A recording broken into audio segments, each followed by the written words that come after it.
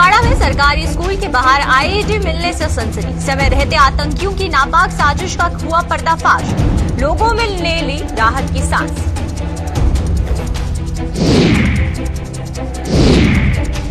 कांग्रेस ने और national conference ने कश्मीर में हुई हत्याओं की न्यायिक जांच की उठाई मांग। अल्पसंख्यक समुदाय से भी की कश्मीर न छोड़ने की अपील।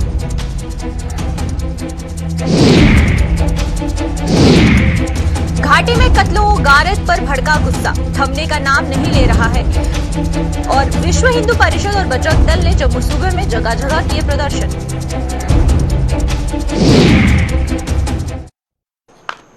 नमस्कार, जम्मू कश्मीर की खास खबरें देख रहे हैं आप सब और मैं हूं आपके साथ पल्लवी जम्वाल। तो चलिए शुरुआत करते हैं आज की जम्मू कश्मीर की खास खबरों की। श्रीनगर के एक सरकारी स्कूल में आतंकियों द्वारा की गई फायरिंग में 2 टीचरों की मौत के सदमे से अभी लोग उभर ही नहीं पाए थे कि कुपवाड़ा जिले में आतंकियों की एक और बड़ी साजिश का पर्दाफाश हुआ है।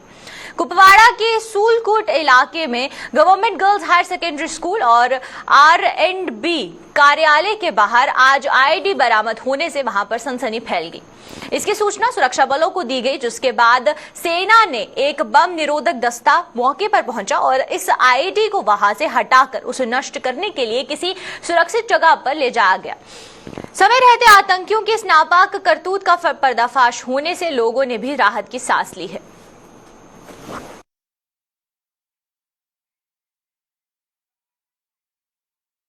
कश्मीर में अल्पसंख्यक समुदाय के साथ साथ बहुसंख्यक समुदाय के लोगों को आतंकियों द्वारा निशाना बनाए जाने की 2 अलग अलग सियासी दलों के सांसदों ने कड़ी निंदा की है। बांडीपोरा में 6 अक्टूबर को आतंकवादियों द्वारा कत्ल कर दिए गए मोहम्मद शफी के परिजनों ने से आज कांग्रेस की जम्मू कश्मीर प्रभारी और सांसद रजनी पाटिल के अलावा साउथ कश्मीर से सांसद मोहम्मद अबर लोन ने भी अलग अलग मुलाकात की है। रजनी पाटिल ने कहा है कि कश्मीर में अब 1990 जैसे हालात उपज रहे हैं और इन्हें में सुधार के लिए किए जा रहे दावे झूठे साबित हो रहे हैं। उन्होंने कहा कि भाजपा के दावों की पोल खुल चुकी है, लिहाजा अब उसे राजनीति ना करते हुए इन हत्याओं की न्यायिक जांच करवाकर आरोपियों को उनके अंजाम तक पहुंचाना चाहिए। दूसरी ओर मोहम्मद अकबर लोन ने पीड़ित परिवार से मुलाकात के बाद हत्याओं की निंदा करते हुए अब दोबारा घाटी छोड़ने को मजबूर हो रहे अल्पसंख्यक समुदाय से ऐसा ना करने की अपील की है। लोन ने भी इन हत्याओं की न्यायिक जांच करवाने पर बल दिया है। लगता है बहुत सालों से जम्मू कश्मीर ने जो हालात देखे हैं वो फिर 1980 की घटना फिर से दोहरा रही है, ऐसे हमें लग रहा है। 1990 की घटना फिर दोहरा रही है, ऐसे मुझे यहाँ पे आकर महसूस हुआ। कल से हम जो देख रहे हैं, मासूम लोगों को यहाँ पे मारा दिया जा रहा है और मासूम लोग गोली का निशाना बन रहे हैं। और जो यहाँ पे नॉर्मलसी आई है जो बताया जा रहा है वो बिल्कुल खोखले दावे ये जो भारतीय जनता पार्टी की सरकार कर रही है ऊपर से। मुझे लगता है कि कहीं ना कहीं यहाँ पे राजनीति न लाके कहीं ना कहीं यहाँ पे संजीदगी से यहाँ पे सोचना होगा। जुडिशियल इंक्वायरी होनी ही चाहिए, क्योंकि अभी भी जो मांग कर रहे हैं घर के लोग कि जो किलर्स हैं, मासूम लोगों को मारने वाले जो हत्यारे हैं, उनको तुरंत आइडेंटिफाई करने की जरूरत है। हम हमेशा बोलते हैं, अभी भी बताया गया कि अननोन गनमैन, कितने साल हम अननोन गनमैन के नाम पे उनके ऊपर उनके ऊपर ढकते रहेंगे, उनको ढाकते रहेंगे। इसमें हमारा यही स्टैंड है कि ये जो आज की किलिंग्स हो रही हैं ये काबिल मजम्मत है। इस पर जितना भी दुख का इजहार किया जाएगा कम है और हम चाहते हैं कि ऐसी किलिंग्स रोक ली जाए और मौजूदा सरकार गवर्नमेंट रूल में ये ऐसा जो हो रहा है उसको भी तह तक जाना चाहिए। मेरी यही अपील रहेगी उन भाइयों से कि वो अपने वादी में रहें और यहाँ पर ही अपना बूदबाश रखें और यही उनसे गुजारिश है कि आप डरिए नहीं बल्कि हालात का मुकाबला करें। पाकिस्तान के टुकड़ों पर पलने वाले आतंकियों द्वारा कश्मीर घाटी में ही की जा रही कत्लो गारत के विरोध में आज बजरंग दल और विश्व हिंदू परिषद द्वारा जम्मू सहित सूबे के अन्य जिलों में प्रदर्शन किए गए। जम्मू में बजरंग दल और विश्व हिंदू परिषद के आतंकवाद का पुतला जलाकर कश्यप ऋषि की धरती कश्मीर की निर्दोष लोगों को खून बहाए जाने के विरोध में नारेबाजी की है। दूसरी ओर राजौरी में विश्व हिंदू परिषद और बजरंग दल ने आतंकी तंजीम टीआरएफ का पुतला जलाकर कश्मीर में आतंकियों का जल्द सफाया करने की मांग कही है। वहीं डोडा में भी विश्व हिंदू परिषद और बजरंग दल ने प्रदर्शन करते हुए चेतावनी दी है कि अगर आतंकवाद पर काबू ना पाया गया तो तहसील समर पर एक बड़ा आंदोलन शुरू कर दिया जाएगा।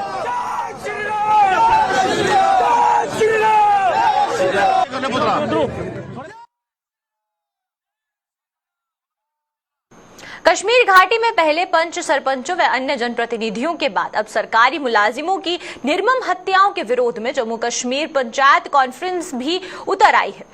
पंचायत कॉन्फ्रेंस ने आज अखनूर में एक रोष रैली निकालकर इन हत्याओं की निंदा करने के साथ साथ केंद्र सरकार से आतंकी इंतजामों पर नकेल कसने की बात कही है। पंचायत कॉन्फ्रेंस के प्रधान अनिल शर्मा ने कहा है कि इसे विडंबना ही कहा जाएगा कि घाटी में जनप्रतिनिधियों के बाद अब अल्पसंख्यक समुदाय से संबंध रखने वाले मुलाजिमों को निशाना बनाया जा रहा है। उन्होंने कहा कि इन हत्याओं को अंजाम देने वालों का खात्मा बेहद जरूरी है, जिसके लिए अब केंद्र सरकार को कड़े कदम उठाने पड़ेंगे।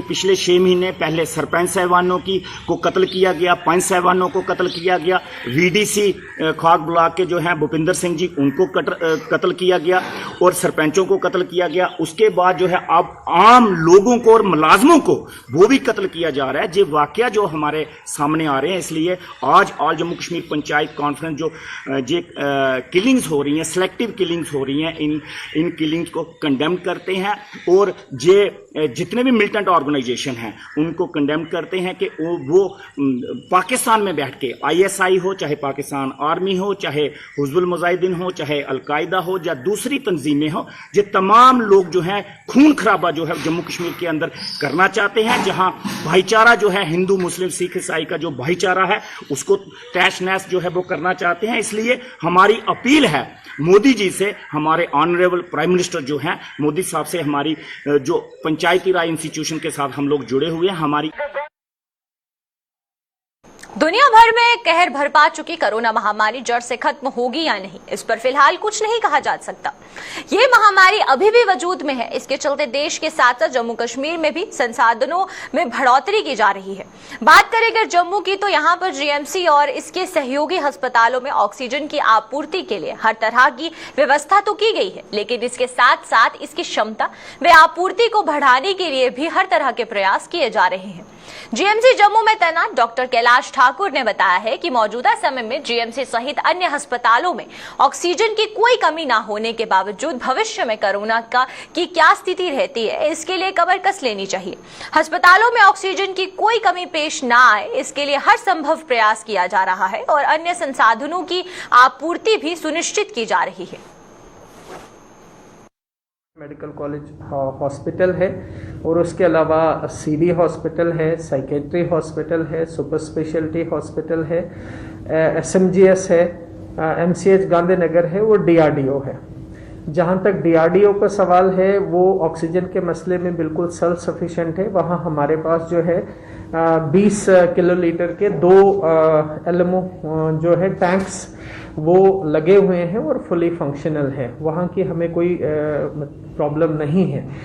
दूसरी जो बात है मेडिकल कॉलेज बख्शीनगर वाले हॉस्पिटल की, जिसको जीएमसीएच हम बोलते हैं, तो फर्स्ट वेव में हमारे पास टोटल कैपेसिटी जो थी वो 1200 एलपीएम की थी, 1200 लीटर्स पर मिनट की कैपेसिटी थी, जिसको हमने सेकेंड वेव आते आते जो है 4400 एलपीएम और 20 किलोलीटर का एलएमओ प्लांट बढ़ा दिया।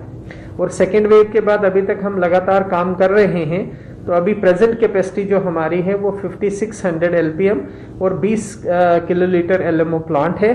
उसके साथ साथ हम एडिशनल जो इसमें ऐड करने वाले हैं वो 2500 एलपीएम और 10 किलोलीटर का एलएमओ का प्लांट जो है एडिशनल जो है इसमें लगने वाला है। Jammu Kashmir employees joint action committee ने प्रशासन पर सरकारी मुलाजिमों को प्रताड़ित करने का आरोप लगाया है। कमेटी का आरोप है कि ना तो जम्मू कश्मीर की पूर्व सरकारें और ना ही मौजूदा प्रशासन नियमित मुलाजिमों के साथ साथ अस्थायी मुलाजिमों की सुनवाई कर पाया है। कमेटी के प्रधान बाबू हुसैन मलिक ने खासतौर पर अस्थायी मुलाजिमों का हवाला देते हुए बताया है कि पिछले कई सालों से विभिन्न सरकारी विभागों में सेवाएं देने के बावजूद इन्हें अन्य राज्यों की तर्ज की अस्थायी मुलाजिमों जैसा लाभ नहीं मिल पाया है। मिनिमम वेजेस एक्ट की मांग को पूरा करने में प्रशासन विफल रहा है और जिसके विरोध में 13 अक्टूबर को जम्मू में एम्प्लॉयज ज्वाइंट एक्शन कमेटी द्वारा जोरदार प्रदर्शन किया जाएगा। जम्मू कश्मीर के अंदर जो 1 लाख से जायद जो टेम्परेरी वर्कर जो लगाए हुए हैं, 20 से 25 साल वो लोग अपनी ड्यूटी सरे अंजाम दे रहे हैं, लेकिन अभी तक सरकार ने कोई उनके लिए कोई ठोस पॉलिसी नहीं बनाई। जम्मू कश्मीर के अंदर जितनी सरकारें थी उन्होंने भी उनके साथ डिस्क्रिमिनेशन किया। तो आज भी अगर जम्मू कश्मीर एक स्टेट था, उसके बाद इसको यूटी में तब्दील किया गया, लेकिन अभी तक इनका मसला जूं का तूं पड़ा हुआ है। हम ये कहना चाहते हैं कि सरकार को इसके लिए कोई ठोस पॉलिसी बनानी चाहिए। अगर यहाँ जम्मू कश्मीर यूटी बनाया गया है तो मिनिमम वेजेस एक्ट भी अभी तक जम्मू कश्मीर के जो टेम्परेरी वर्कर्स हैं उन पर लागू नहीं किया गया, क्योंकि मुलाजमों को जब बार बार आप इसके डिप्रेशन का शिकार बनाएंगे तो ये अच्छी बात नहीं है। इसी पर हमने 13 अक्टूबर को प्रेस क्लब के अंदर हमने प्रोटेस्ट किया है। भाजपा के प्रदेश उपाध्यक्ष व पूर्व मंत्री श्यामलाल चौधरी और डीडीसी सदस्य प्रोफेसर घारूराम भगत ने आज ब्लॉक आरएसपुरा की पंचायत घसौर का दौरा किया है और जसौर इस दौरान पूर्व मंत्री और डीडीसी सदस्य के वहां पर ब्लैक टॉपिंग का काम शुरू करवाया गया। इस मौके पर बीडीसी चेयरमैन आरएसपुरा तरसीम लाल शर्मा और साथ ही साथ पंचायत के सरपंच सुशील शर्मा भी विशेष तौर पर उनके साथ मौजूद थे। पूर्व मंत्री ने बताया है कि केंद्र की भाजपा सरकार द्वारा लगातार ग्रामीण क्षेत्रों के लोगों को बुनियादी सुविधाएं प्रदान की जा रही हैं और हर एक गांव को सड़क संपर्क के साथ जोड़ा जा रहा है। वहीं पर डीडीसी सदस्य प्रोफेसर घारूराम भगत ने कहा है कि यहां के लोगों की ये पुरानी मांग थी और इस सड़क की मरम्मत से यहां पर खास तौर पर किसान वर्ग को बेहद लाभ मिलेगा।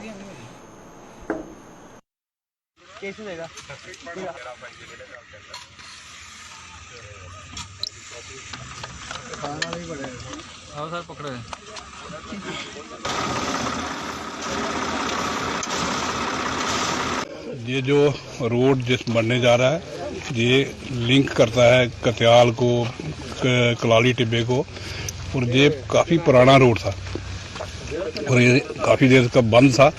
और सरपंच के बनने के बाद, इनकी पंचायत बनने के बाद सुशील जी और इनके सब के मिलकर इन्होंने काफ़ी प्रयास किया और मैं तो कहूँगा कि आगे भी थोड़ा सा जो लिंक है उसके लिए भी इनका प्रयास है कि वो आगे मिल जाए। और मैं तो कहूँगा कि जितने भी लिंक रोड हैं सारे बनने चाहिए, क्योंकि सबसे पहले जो कनेक्टिविटी है, कनेक्टिविटी होगी तो उस इलाके की, उस गांव की, उस मोहल्ले की डेवलपमेंट होती है। इसलिए ये रोड बनने से इस इलाके की अच्छी डेवलपमेंट होगी। और मैं तो कहूँगा जो भी लोग जिसने आगे कहीं रोका है, रोड बनने से उसकी ज़मीन का भी रेट बढ़ता है कि ताकि लोग आने जाने में सुख सुविधा मिले। इसलिए जो लोगों की जहाँ की डिमांड थी और लोगों को इसका काफ़ी बेनिफिट समझता हूँ। ये एक बहुत पुरानी डिमांड थी यहाँ इस एरिया की, और ये 2-3 पंचायतों को जो लिंक है जो जोड़ता है, और ख़ासकर ये किसानों को इसका बहुत ज़्यादा लाभ मिलेगा, क्योंकि ये खेतों से होते हुए ये रोड जो है ये बना है,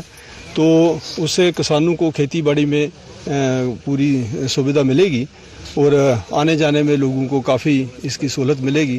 तो ये काफ़ी पुरानी ये डिमांड थी, काफ़ी ये पहली बार ये रोड जो है ये बन रहा है, तो इस एरिया को इस रोड का बहुत ज़्यादा लाभ होगा, बहुत ज़्यादा फ़ायदा होगा।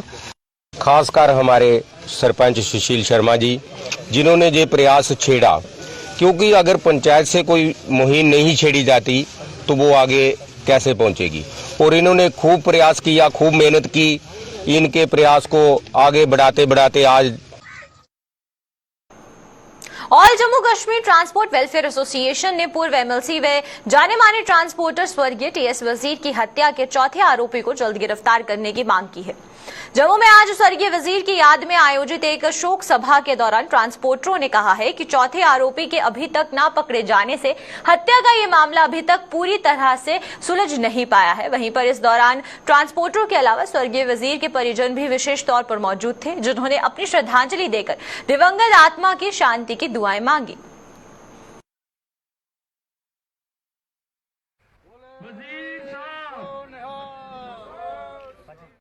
जो मांग कर रहे हैं वजीर साहब की, जो लोग हैं उसमें, जैसा आपने देखा एक जो चौथा जो इंसान अभी तक वो पकड़ा नहीं आ रहा, क्योंकि हम चाहते हैं कि ट्रांसपोर्टरों की तरफ से हमने अभी 5 दिन पहले हम गवर्नर साहब से भी मिले हैं, हमने उनको सारी जो कहानी थी वो बताई है। तो मुझे उम्मीद है कि वो जो लोग हैं वो पकड़े जाएंगे। तो आज का मैं आपके माध्यम से जो हमारे जितने भी हमारे ट्रांसपोर्टर हैं, मैं सबका इसमें शुक्रिया अदा भी करूंगा, क्योंकि वजीर साहब हमेशा हमारे दिल में रहेंगे। वो हमारी आवाज़ थे और वो आवाज़ हमेशा जिंदा रहेगी। यातायात नियमों का उल्लंघन करने वालों के खिलाफ ट्रैफिक मोबाइल मजिस्ट्रेट पुंछ के निर्देश पर ट्रैफिक पुलिस द्वारा विशेष अभियान चलाया जा रहा है। इस अभियान के तहत ट्रैफिक पुलिस की टीम सुरनकोट की अलग अलग जगहों पर नाके लगाकर ट्रैफिक कानून का उल्लंघन करने वालों के खिलाफ कार्यवाही कर रही है। इस अभियान के तहत आज भी ट्रैफिक मोबाइल मजिस्ट्रेट पुंछ ने ट्रैफिक कानून का उल्लंघन करने वालों के खिलाफ कार्यवाही करते हुए उन्हें जुर्माने किए। सब हमारे साथ बैठे हुए हैं और यहाँ हम दोनों ने मिलकर नाका लगाया है। जो वायलेशन कर रहे हैं गाड़ी वाले, उसको हम चलान कर रहे हैं। सीट बेल्ट है, विदाउट क्रैश हेलमेट है, ओवरलोडिंग है, वो भी जो वायलेशन करता है उसको हम चलान कर रहे हैं। मेरे लोगों को ये मैसेज है कि वो आप उनको पेरेंट्स को कि बराए मेहरबानी करके छोटे बच्चों को गाड़ी मत दो, जिनकी उम्र जो है 18 साल से कम है, उनको गाड़ी मत चलाने दो।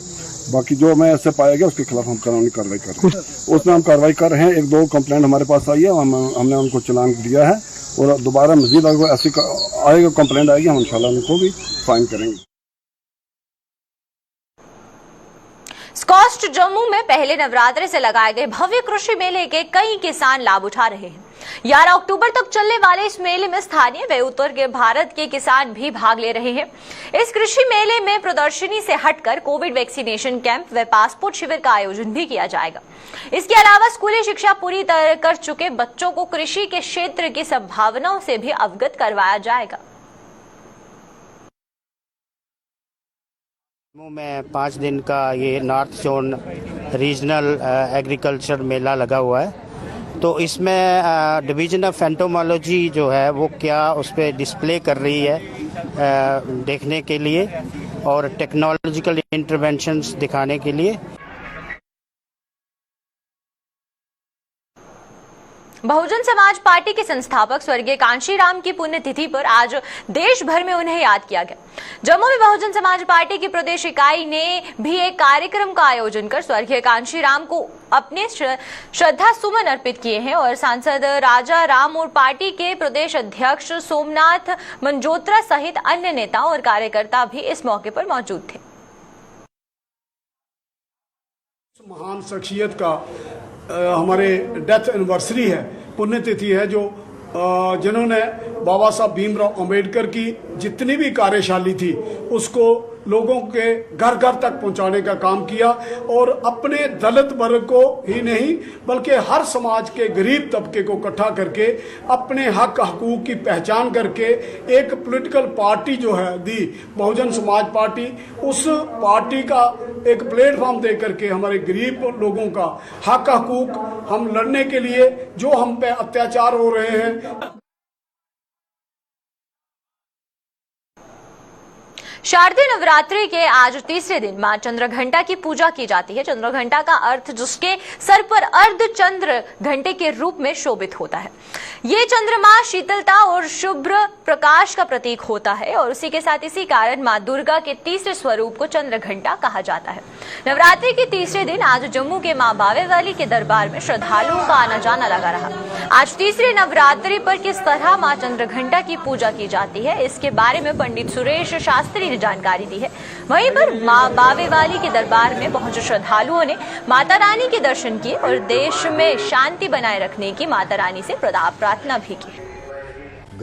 शूलहलानि शंख मुसले चक्रम धनुषायकम हस्तारवर्जय ददति धरंत विलसच्छिता सुतुल्यम प्रभाम गौरी देह समुद्भवाम त्रिजगता माँ दारभूता महापूर्वा मंत्र सरस्वती मनुभजे शुंभादि दैत्यार्दिनी। माँ चंद्रघंटा माता आप सब भक्तों का कल्याण करे, आप सब भक्तों को अभय प्रदान करे। माँ भगवती की पूजा अर्चना हेतु 3 कन्याओं का पूजन करे और माँ चंद्रघंटा के बीज मंत्र का जाप करके माता को प्रसन्न करे। ओम ऐं श्रीं शक्तये नमः इस मंत्र का जाप करके माँ भगवती को प्रसन्न करें। बोलो सच्चे दरबार की जय। बावे वाली माता में लोग देखो भक्त कैसे आ रहे हैं, आराम से आ रहे हैं, आराम से जा रहे हैं। माता रानी की कृपा से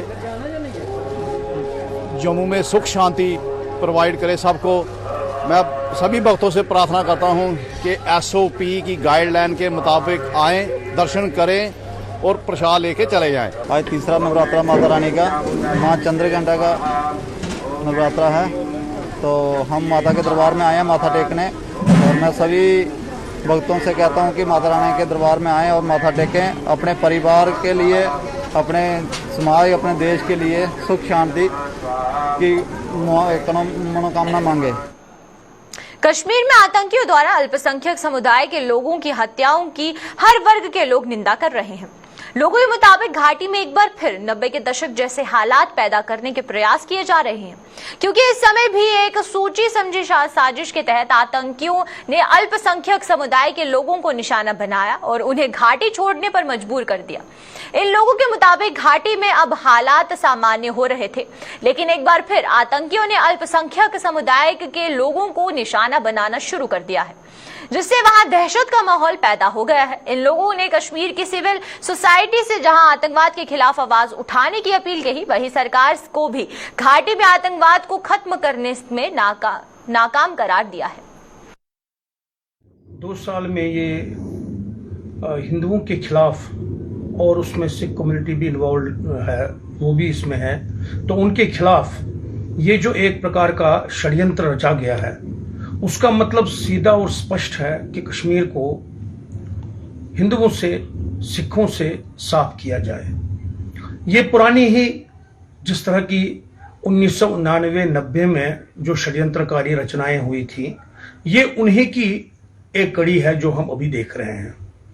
पिछले 5-6 सालों में जिस प्रकार से कश्मीर में माहौल सुधरने की ओर था, और खासकर पिछले 2 सालों में जो उसमें काफी टेररिस्ट का न्यूट्रलाइजेशन हुआ, और उसके अलावा जो राजनीतिक तौर पर कई चीज़ें ऐसी हुई जो जम्मू कश्मीर के माहौल को ठीक करने के लिए बड़ी ज़रूरी थी, उनके बीच में इस तरह की बात होना ये पाकिस्तान का षड्यंत्र है। उसमें अब ये ज़रूरी और लाजमी बनता है कि सबसे पहले जो कश्मीर की सोसाइटी है वो केवल कंडेम करे, ये इससे मामला बनता नहीं है।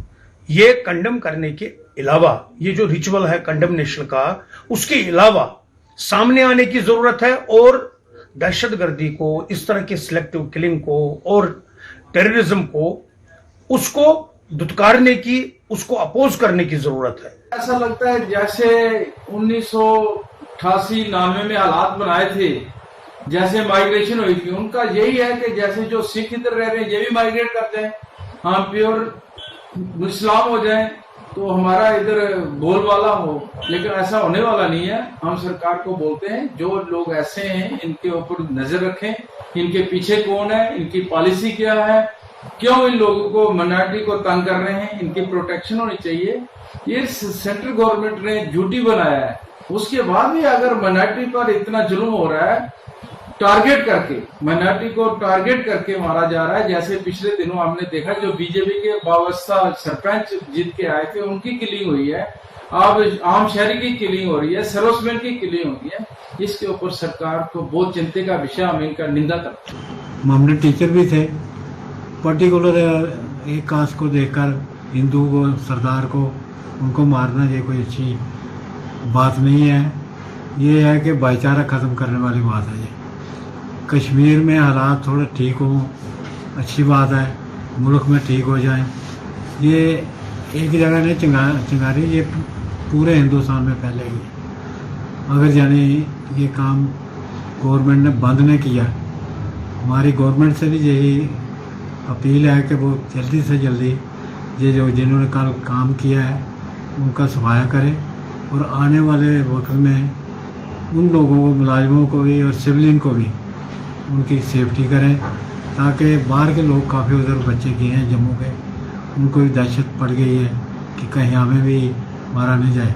कम से कम 4-5 हज़ार हमारे ऐसे बच्चे हैं वहाँ पर टीचर लगे हुए हैं या दूसरे किसी महकमे में।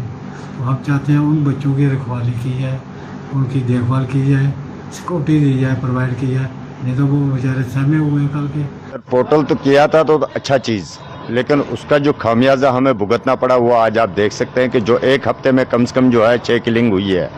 बाकी मिलिटेंट तो मिलिटेंट है, वो किसी भी धर्म से हो, वो तो मिलिटेंट ही है। लेकिन भारत सरकार मुझे लगता है फेल हो गया, चूँकि आज की बातें 1990 से लेकर आज तक कश्मीरी पंडित के साथ जो है इनजस्टिस हुई है। आप ये देख सकते हैं कि जिस हिसाब से बिंद्रू साहब की किलिंग हुई है और उसके साथ में एक मनाज साहब थे और एक जो लोकल ऑटो ड्राइवर का जो यूनियन का प्रेसिडेंट था, उनको भी जो है क्या शहादत किया। तो मुझे लगता है जो है उसके बाद ही जो और दो कल जो किलिंग हुई है, जिस हिसाब से एक स्कूल में आप देख सकते हैं कि किस तरीके से जो एक स्कूल में नॉन मुस्लिम लोगों को जो है साइड किया गया और उनको मारा गया। और मुझे लगता है इसमें ऐसे कुछ फितनपरस्त लोग हैं जो चाहते हैं कि कश्मीर का जो भाईचारा ना चले कंटिन्यू, और साथ में इसका ये सीधे तौर पर जो है एक भारत सरकार का फेलियर है। चूँकि आज अगर हम ये भुगत रहे हैं 32 साल में, ये रीजन है खाली भारत सरकार का। अगर भारत सरकार के बस का नहीं है तो मुझे लगता है उनको जो ओपन कहना चाहे, नहीं तो जो मुझे लगता है उनको रिजाइन करना चाहे, राष्ट्रपति राज लगाना चाहे, जिससे जो है ये चीजें ठीक हो जाए। तो चलिए अब तक की जम्मू कश्मीर की खास खबरों में फिलहाल इतना ही। मुझे और मेरी पूरी टीम को दीजिए इजाजत। नमस्कार।